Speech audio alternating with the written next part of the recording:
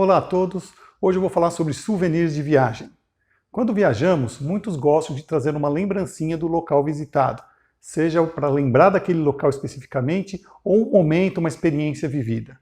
Algumas pessoas trazem uma simples pedrinha, uma folha, alguns gostam de colecionar imãs de geladeira, cartões postais, selos, moedas, ou seja, cada um tem alguma coisa que faça recordar de alguma viagem, algum momento especial. Eu tenho em casa um pequeno cantinho onde eu guardo todos os meus souvenirs de viagem, que eu chamo de pequeno museu.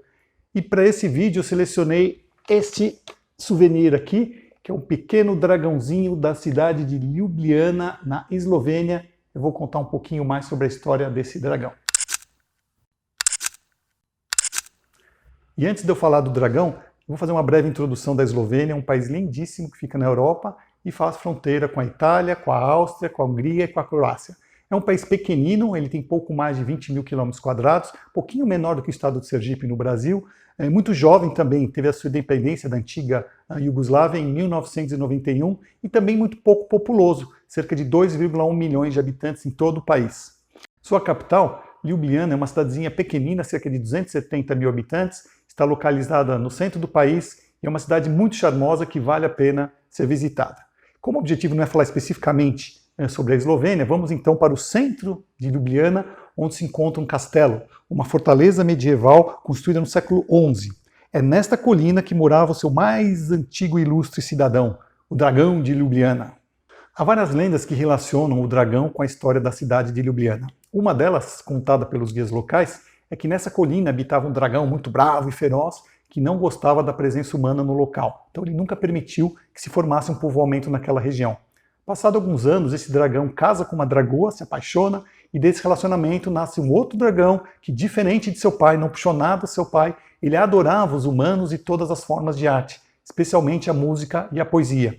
Com isso, ele passa então a permitir a ocupação humana nessa região, então é oficialmente fundada a cidade de Ljubljana.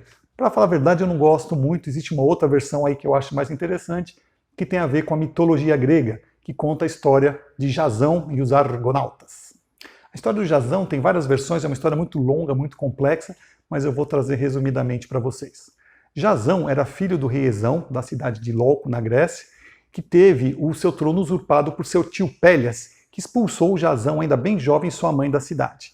Quando adquiriu a maioridade, Jasão retorna a Lóco e reivindica o trono a seu tio, que ao invés de dar o título ao seu sobrinho e temendo uma possível rebelião do povo, ele decide então propor um desafio a Jasão, que era buscar o velocino de ouro, que era um manto de ouro de um carneiro que se encontrava na região de Cólquida, no Mar Negro. Jasão então aceita o desafio do seu tio e parte então em busca de um barco e formar uma tripulação para essa expedição. Ele encontra Argo, o mais importante construtor de barcos, que decide então construir o mais importante barco até então feito em toda a Grécia, e reúne também uma tripulação de 50 homens para seguir nessa jornada, dentre eles Peleu, o pai de Aquiles, Hércules, Asclépio e também Orfeu. Foram 50 homens e partiram então do mar Egeu até a cidade de Cólquida. Depois de uma longa jornada com vários desafios e intempéries, Jasão então e sua tripulação chega até Cólquida, passando pelo Egeu, Mar de Mármara, cruzando o Bósforo e finalmente entrando no Mar Negro. E chegando em Cólquida então, ele encontra o famoso rei Étis, que era então o proprietário do velocino de ouro. Inicialmente, o rei Étis, como de costume à época, recebeu todos esses viajantes e oferece a eles um banquete, dando as boas-vindas, para só então perguntar o motivo da viagem. Somente então, Jasão diz que estava em busca do velocino de ouro. Étis ficou surpreso, tamanha atrevimento do rapaz, mas como da mesma forma que Pélias coloca um desafio para Jasão, ele também resolve propor um desafio para entregar o velocino de ouro. Entre as várias tarefas exigidas a Jasão, estavam semear um campo com touros que cuspiam fogo, semear os dentes de um dragão, lutar com o exército que brotaria desses dentes semeados e também simplesmente passar pelo dragão que fazia a guarda do velocino de ouro que ficava numa árvore. Tarefas bem fáceis para um mortal daquela época.